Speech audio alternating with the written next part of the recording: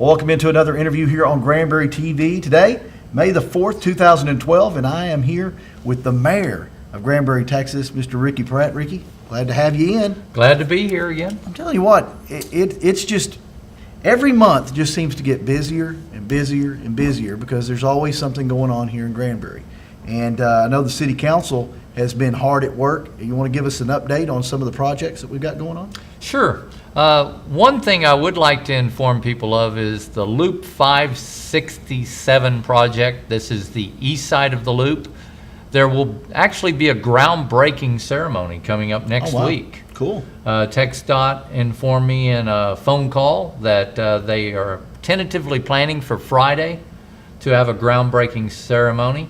Apparently the land acquisitions have been done already and they're moving forward. Oh, cool. So all of the property for the completion of the loop is done, and I guess they've got the easements all figured out, and apparently so. They're ready to go to town. Oh, yeah. That will be exciting because that will alleviate a lot of traffic. If you don't need to get into the area, it'll be kind of like a relief route to where you can get around, and some of the bigger trucks that have a problem getting in and around the square area won't have to deal with that. Exactly, and we're looking forward to fewer trucks on the square, and that was one of the biggest goals. You know, this project actually started over 15 years ago. Yes, it did.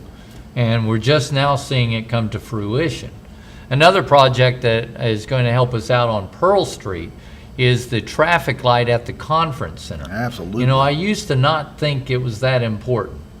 But if you've ever tried making a left turn into the conference center or a left turn out of the conference center, you just can't get out there. There's so much traffic on Pearl Street now that it's very difficult for you to maneuver.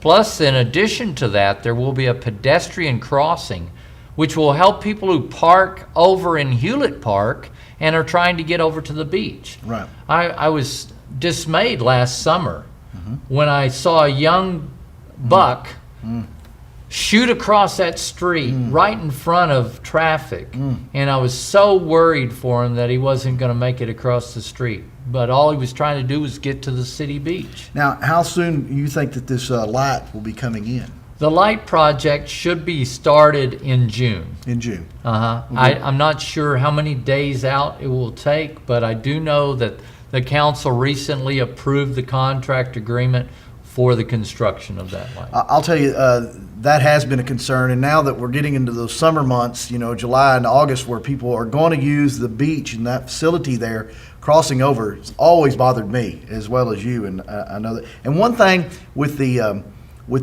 loop, I want to kind of go back to that loop.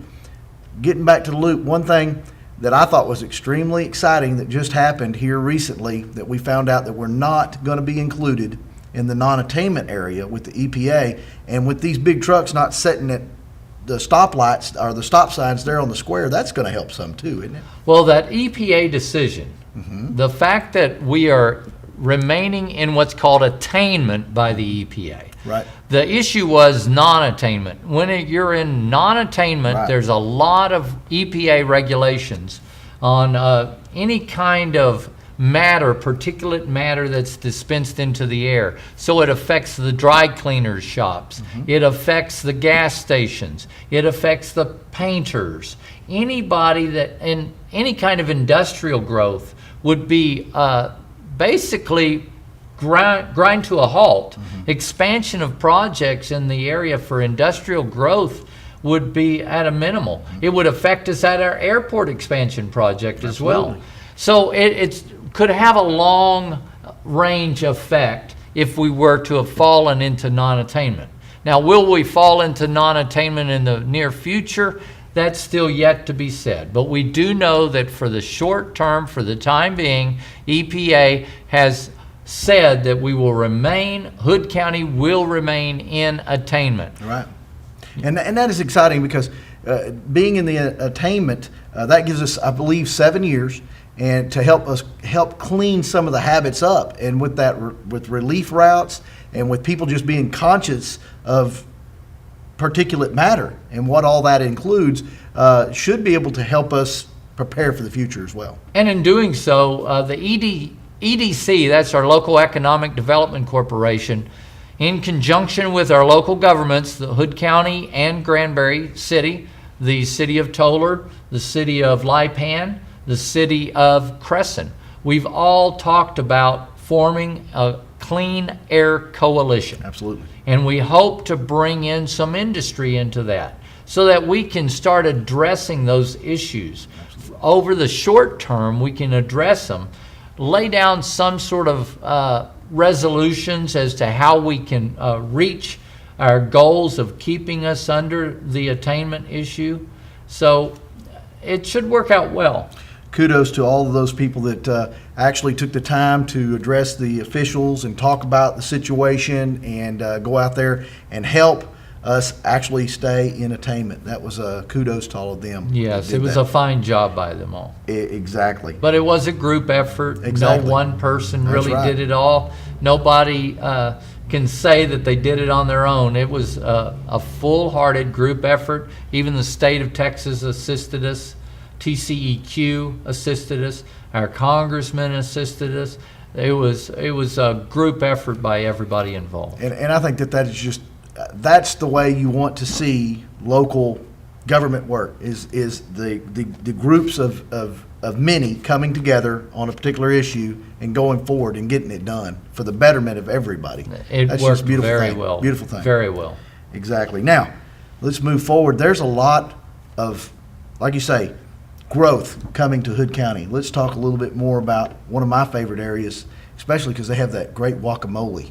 Ah, And I that's know the who you're talking HEB about. area. HEB. Oh my! Have you had that guacamole? I have. Have you had the spicy guacamole? No, I have not. Oh man, you got to try that. Oh, It's well, lovely. I might have to Lovely. pick some up tonight. You know, HEB has recently released news that there is coming a Michael's, and a Michael's is an arts and crafts store, Yes. and that it's coming into their shopping center. So I wanted to give everybody a heads up that that's on its way. It'll sit currently that's scheduled to sit on the north end. I guess they call it the east end of their lot, just the opposite side of where HEB is.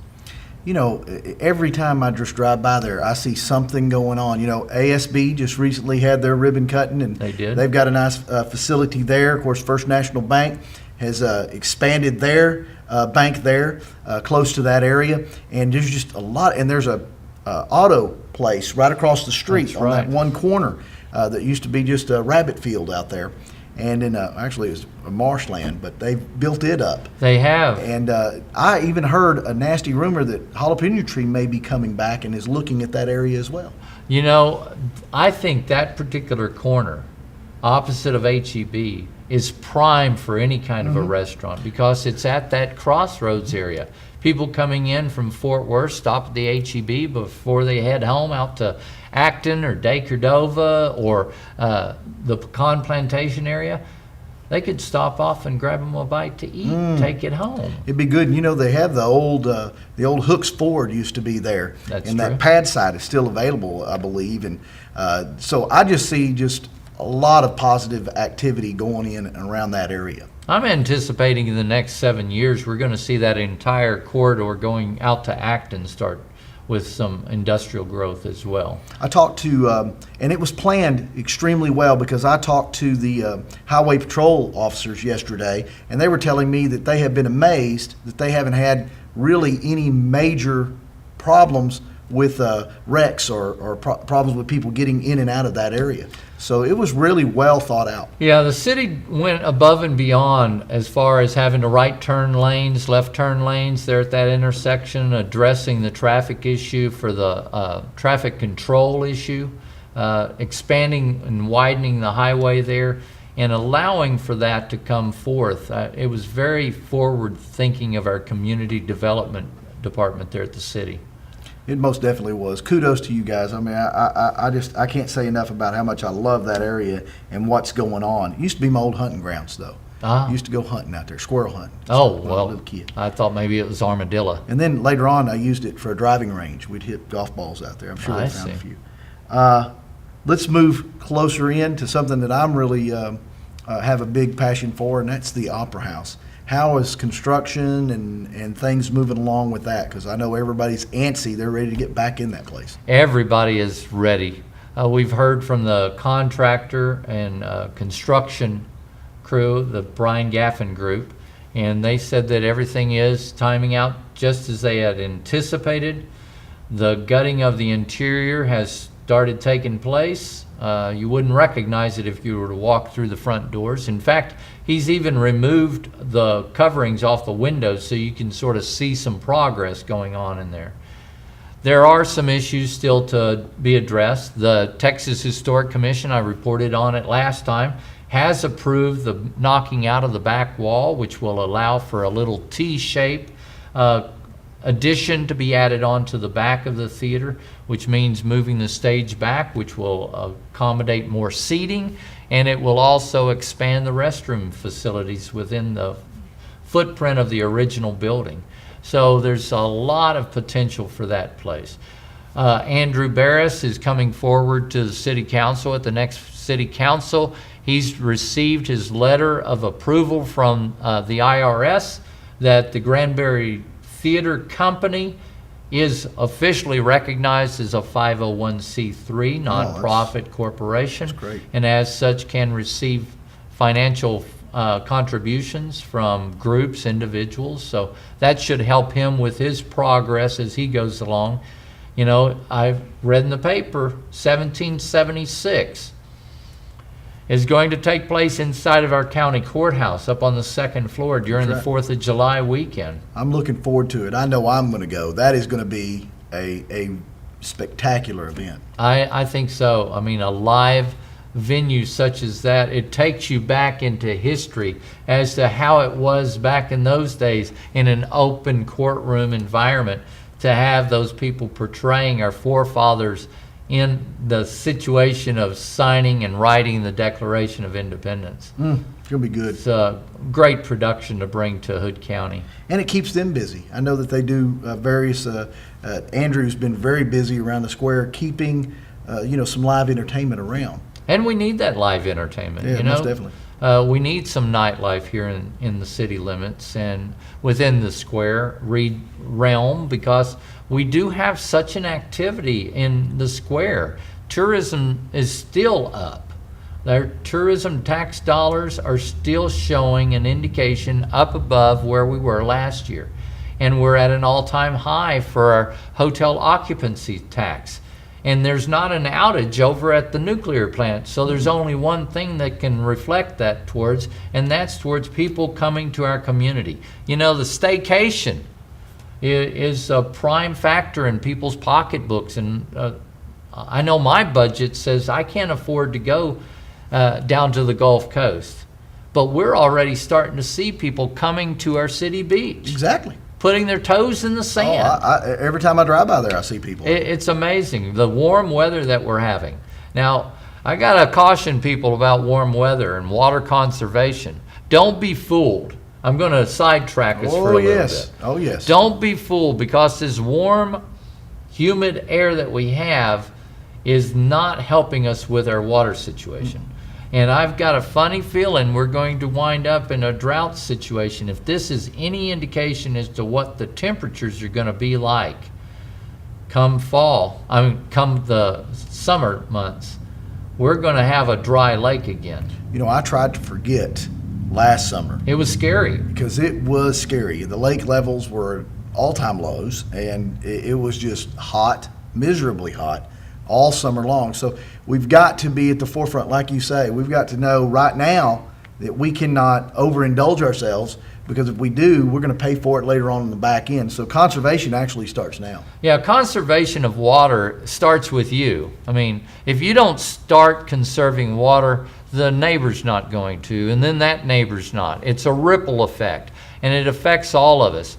The city of Granbury, and as a reminder, the city is still at stage 2 drought restriction, which means that as you go to the restaurants, you're not going to be served water unless you ask for it. Car washes are restricted on their watering. Businesses are restricted on their watering. Residents are restricted on their watering of their lawns. And I encourage anybody that has got a permit with the Brazos River Authority, please do your part to conserve pulling water out of the lake. We can all help the overall situation for the entire county and for the entire Brazos River Basin. Remember, it's not just us up here. There's people downriver that are suffering because of the drought. Absolutely. Absolutely. Well, let's get back on square one. Speaking of square one, what about our square? Oh, yeah. Oh, You know, we've got the new businesses opened up. We've got Christina's with their little bistro. Have you eaten in that place? I have not had the opportunity to. My goodness. But I really want to get in there because that every stuff time I is walk good. by, I smell it. I see they're getting a lot of business there too. Right there on the little courtyard, people are setting out during lunch. I see just full seating. So they've been doing tremendously well. Yeah, it's been a great boon for the west side of our square. And during the wine walk, that back alleyway, Oh, yeah. it had a plethora of people out there. And then the wine walk also had a grouping over there at the Langdon Center. Mm-hmm. It was amazing how many people got out for a Granbury wine walk and Uh-oh. utilized our area. The wine walk has been doing just better and better every time we have it, and it's such it's just a positive crowd that goes out there. And I know we had covered some of it, and we'll be showing some of the footage of the wine walk and on Granbury TV. And I'll tell you, that is something that we want to see grow even more and more as we go. And there's a real cool band that was over at the Plaza.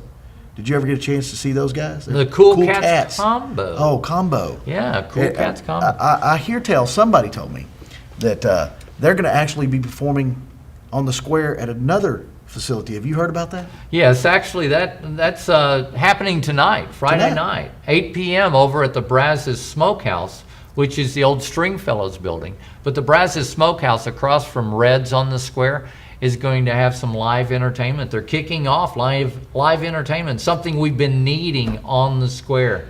It'll be happening out on the patio at 8 o'clock tonight.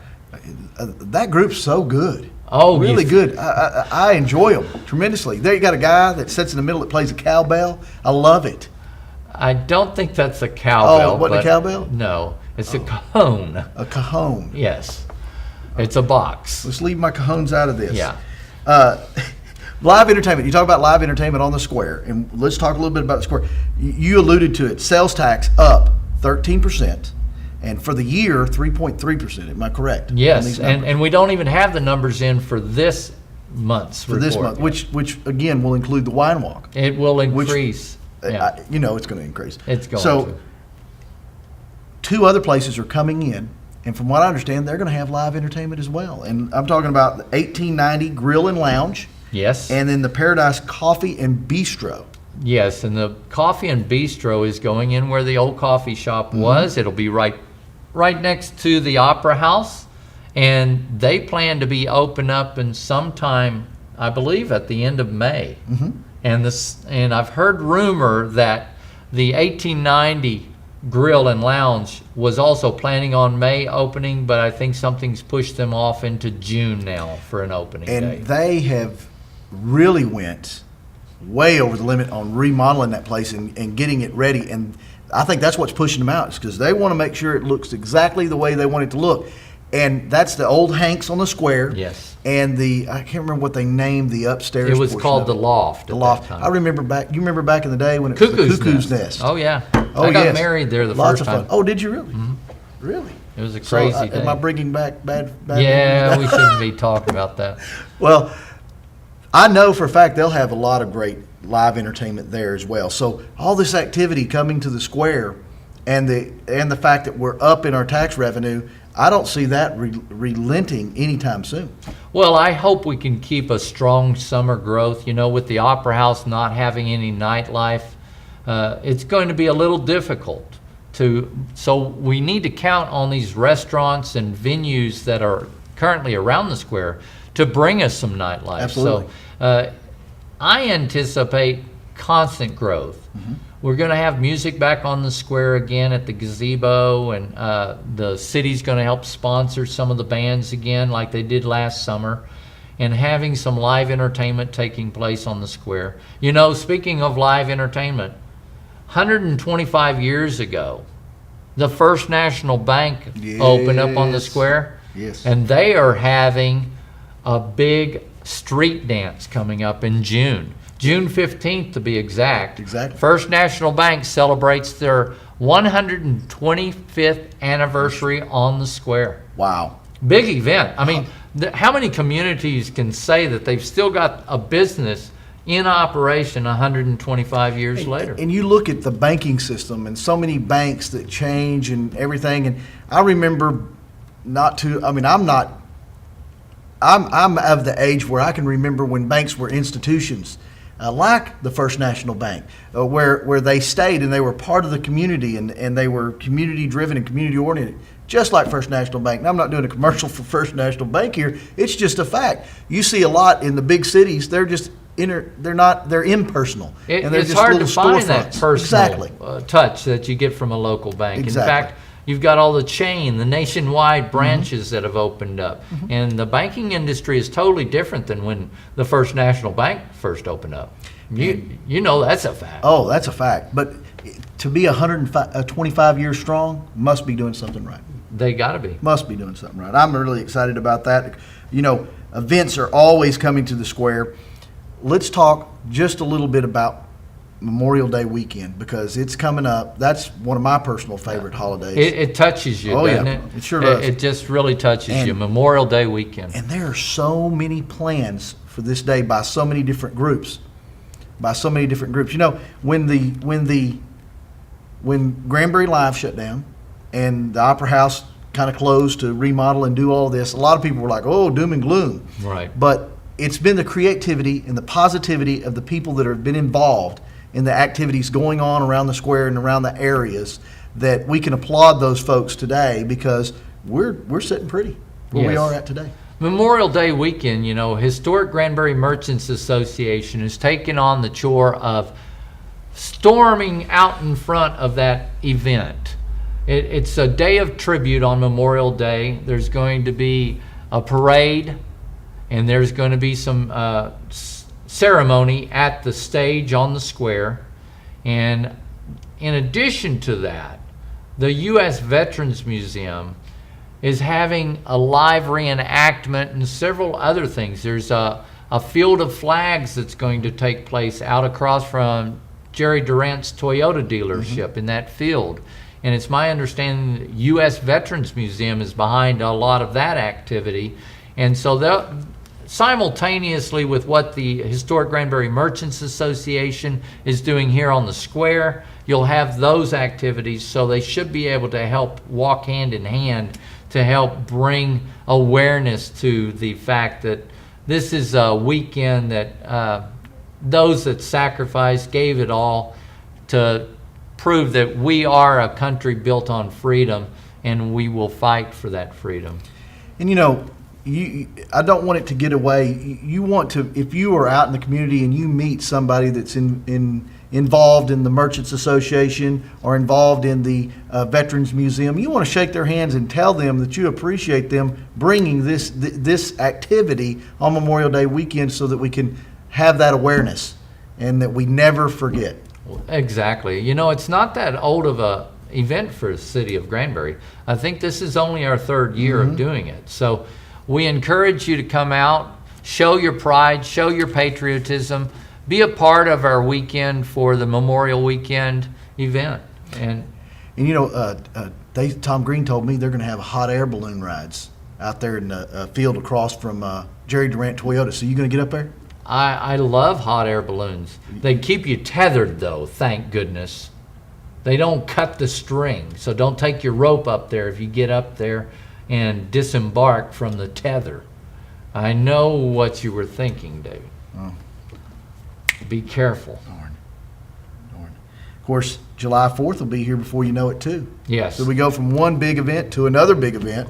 And I know that they are, because of, you know, the past couple of July 4ths we had a lot of construction going on around the square, and it was a little disconcerting. But now, with all of the construction and a nice parking lot and the expanded parking around, this should be probably one of the better July 4ths that we'll see. Well, Chamber of Commerce, our local Lake Granbury area Chamber of Commerce, brings us Another this fine group. event on an annual basis.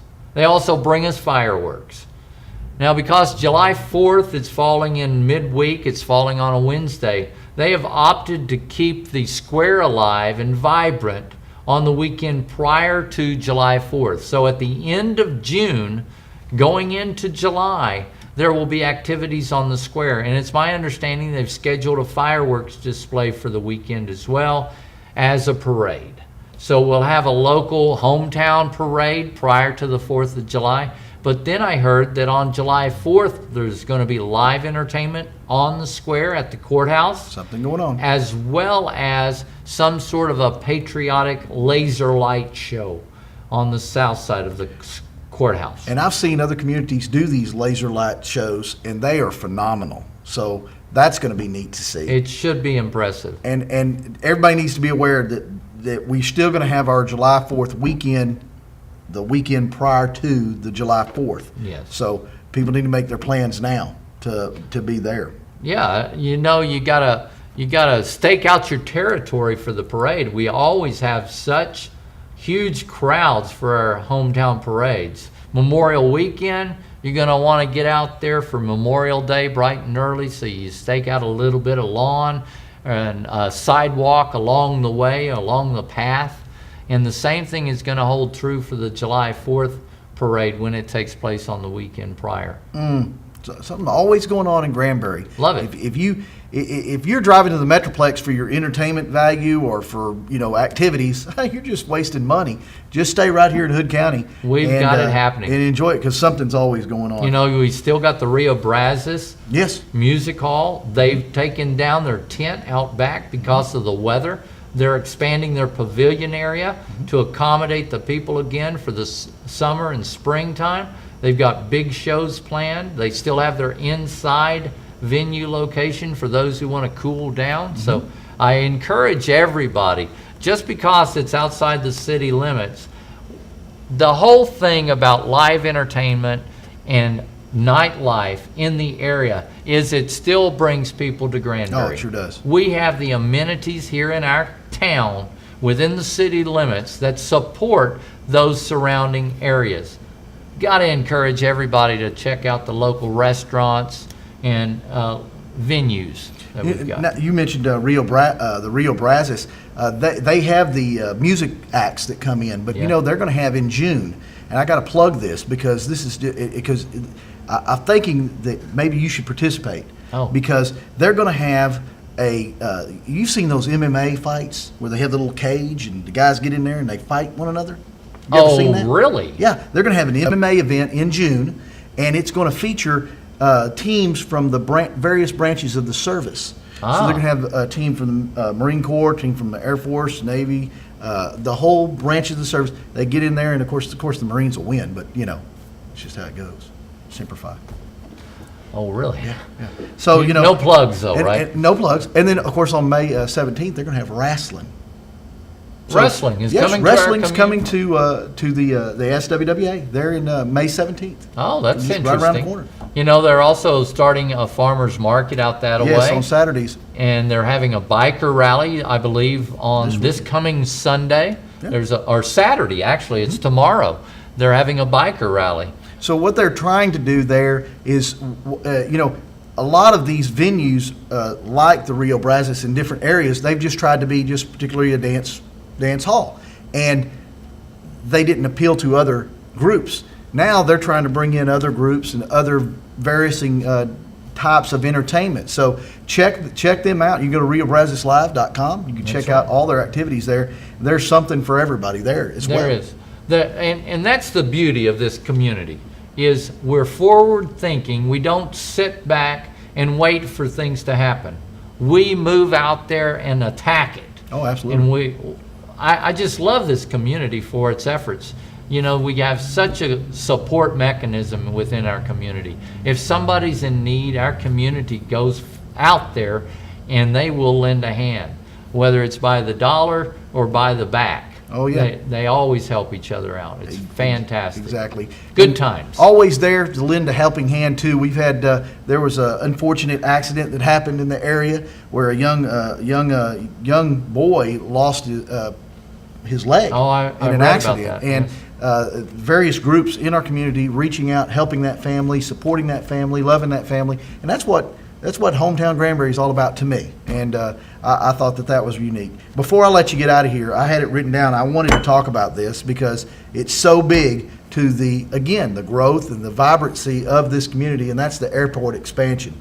I didn't want to just glaze over it. I wanted to spend some time. I know that TxDOT's doing some things over there. Can you give us a little bit of an update about what's going on at the expansion? Yeah, at the airport, one of the things that's taking place is there's a piece of product that that the flight pilots utilize for their bearing. Mm-hmm. It's called a WASP, or it's a air traffic control mechanism, radar. That's going to be relocated to a different location. It's going to allow us to expand some hangar growth along with the runway expansion that's coming. It's still scheduled for some 2015 to be completed. The property acquisition is about to begin. I've been told that in June we will actually start acquiring property for the new runway expansion. And that is good times. That project's been on the book since 2001. And so for it to actually start happening, that means we're just a few years away from actually seeing growth in that area. You know, the airport expansion is going to allow avionics growth, industry growth, heliport growth. There's talk right now of helicopter maintenance facility opening up soon in the area.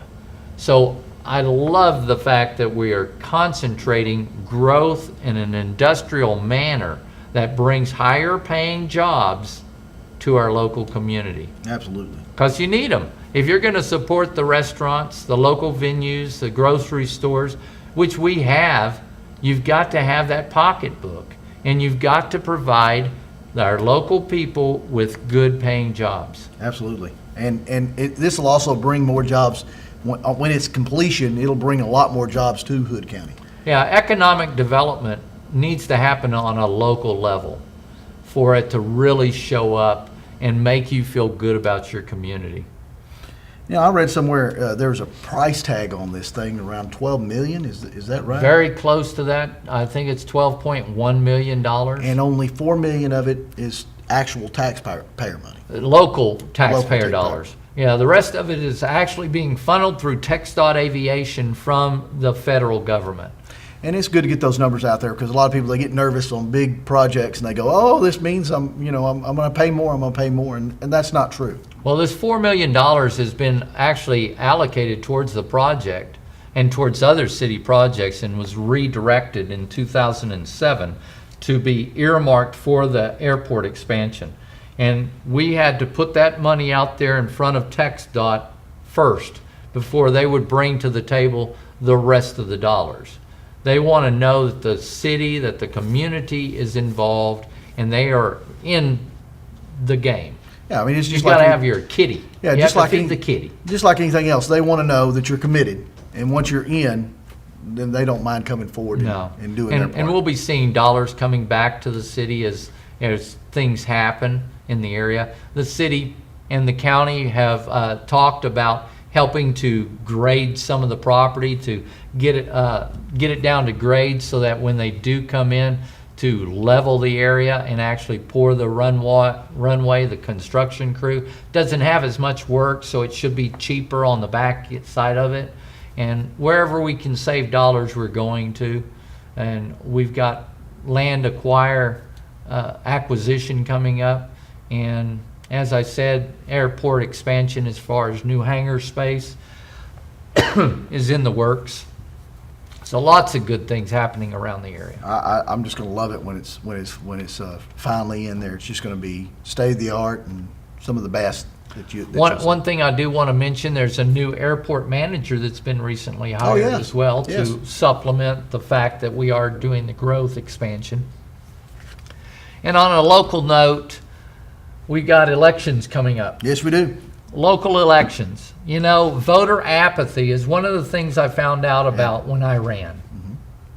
I found out that we are a township of some 8,000 people that are registered voters, but only 1,500 people got out to vote. Now let's give those numbers again. 8,000. 8,000. 8,000 and 1,500 placed their vote and decided who was going to be their elected official. Yeah, and so if you don't vote, so the difference between that, I can do some quick math here, that's a lot. Those people, that big number, they're not allowed to complain.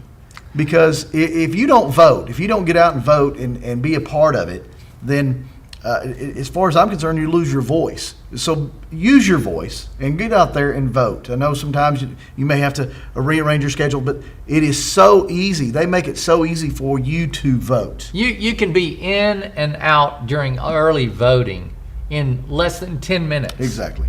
And early voting is going to open up relatively short number of days. I believe it's the 14th is when it opens up, and you'll be able to stop by.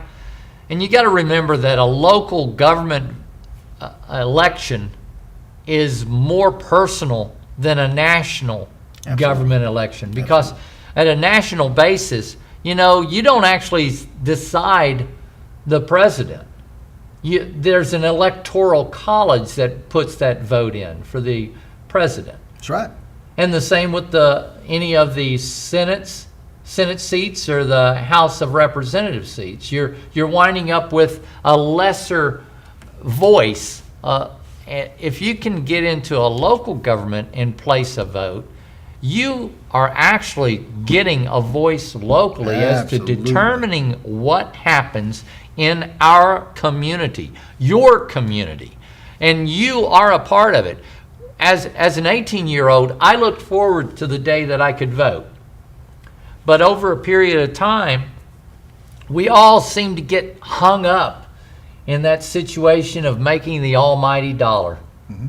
And we go to work, we come home, we sit on the couch, watch the tube, go to bed, get up the next day and start all over again. Mm. But if you could just take a few minutes out of your day, either at the beginning, because the polls are open early and they're open late. If you'll just take a few minutes out of your day, your voice will matter in a local, county, city, school board election. I mean, why not let your voice be heard where it counts the most, locally? You want to do it, and you said the key word there. It's more personal. This is your day-to-day life right here. This is where you live, and so do that. Do exercise your right to vote and get out and do so. I always say get out and vote and do it often. Yeah, each year. Yeah, each year. Yeah. You can't do it often. Before I let you get away, I want to pack that place.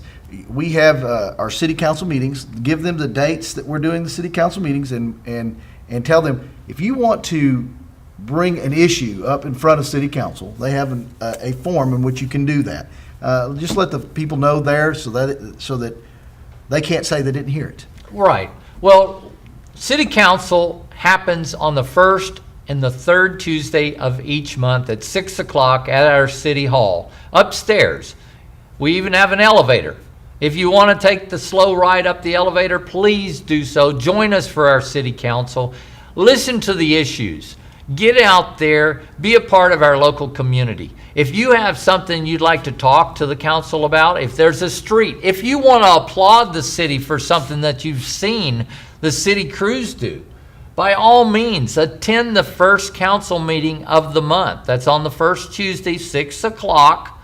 Fill out an open mic request form.